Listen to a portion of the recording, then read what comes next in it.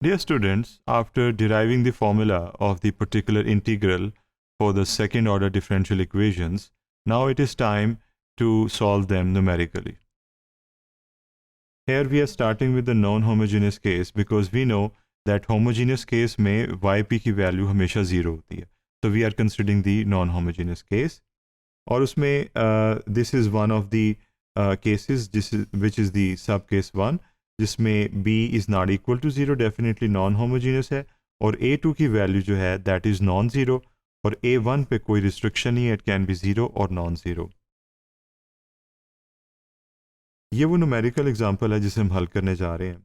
इसमें हम पहले ही देख सकते हैं कि a1 की वैल्यू 1 है, a2 की वैल्यू -2 है और b की value -10.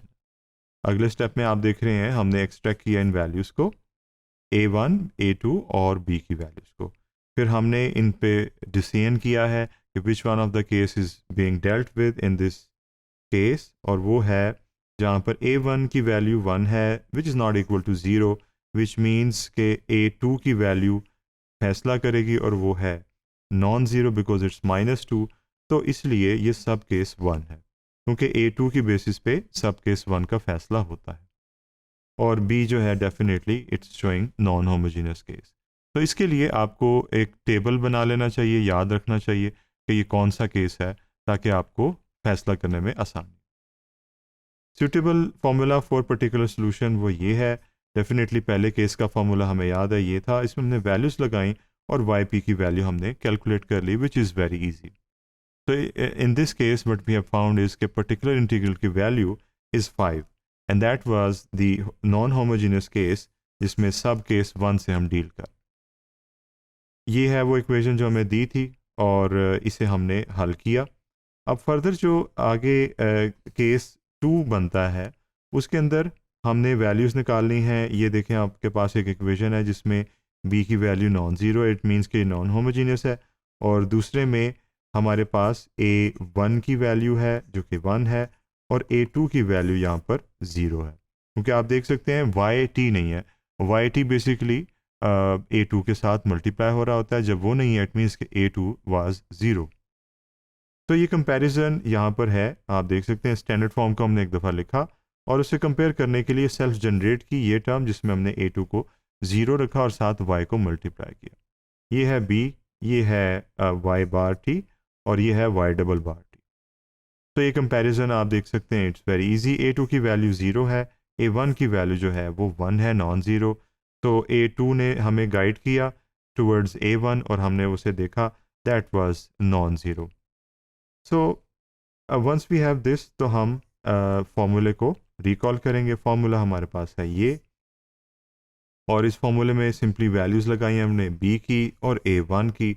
Well t is there as one of the multiplicands और -10t is the final answer. तो आपने देखा हमने केस 2 को भी न्यूमेरिकली सॉल्व किया और ये उसकी इंटरप्रिटेशन है कि जो गिवन इक्वेशन ये थी उसका हमारे पास yp that is the particular integral -10t के बराबर है. नॉन होमोजीनियस का फाइनल केस जो है वो केस 3 है और उसके लिए जो इक्वेशन है वो ये है.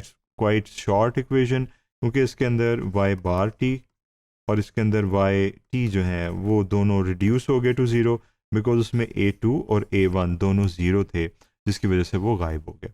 लेकिन हम इसका कंपैरिजन देखेंगे ताकि हमें पता चल सके कि where actually they are. This is the standard form, this is the y double bar t, this is y bar t और दिस इज़ y. तो इसके साथ हमने a1 और a2 को शो करने के लिए 0 की वैल्यूज़ लगाई हैं ताकि पता चले कि they are equal to 0. So when both are 0 and b is non zero तो हमारे पास सब केस 3 होता है जिसका फॉर्मूला हमारे पास ये है yp is equal to b over 2 into t square. Finally the result is there. Values लगाने के बाद हमारे पास आंसर आ गया. तो ये हमारे पास फाइनल आंसर आ गया yp का. और वी कैन से कि गिवन इक्वेशन जो कि नॉन होमोजीनियस थी जिसमें हम सब केस 3 से डील कर रहे थे उसका पर्टिकुलर इंटीग्रल ये है. ये आपकी हेल्प के लिए है, एक समरी मैंने बनाई है दैट शुड हेल्प यू कि होमोजीनियस केस में कैसे हम समराइज़ कर सकते हैं. ये सब केस 1 था, ये थी गिवन इक्वेशन, ये उसमें फॉर्मूला एप्लीकेबल था. b की वैल्यू हमने लगाई और a2 की वैल्यू लगाई और हमारे पास आंसर आ गया. ये आपने जो दूसरी एग्जांपल देखी थी ये वही है, उसके लिए ये वाला फार्मूला एप्लीकेबल था जिसमें वैल्यूज़ लगाई तो हमारे पास फाइनल आंसर आ गया। जो अभी फाइनल एग्जांपल हम करके आए हैं वो ये थी, उसमें ये वाला फार्मूला एप्लीकेबल था सब केस 3 वाला, और उसमें वैल्यूज़ लगा के हमारे पास आंसर आ गया। तो आपको याद होगा ये के था, ये के टी था, और ये के टी स्क्वेयर था। हमारी एजम्पशंस के मुताबिक ये आंसर है and those assumptions were true.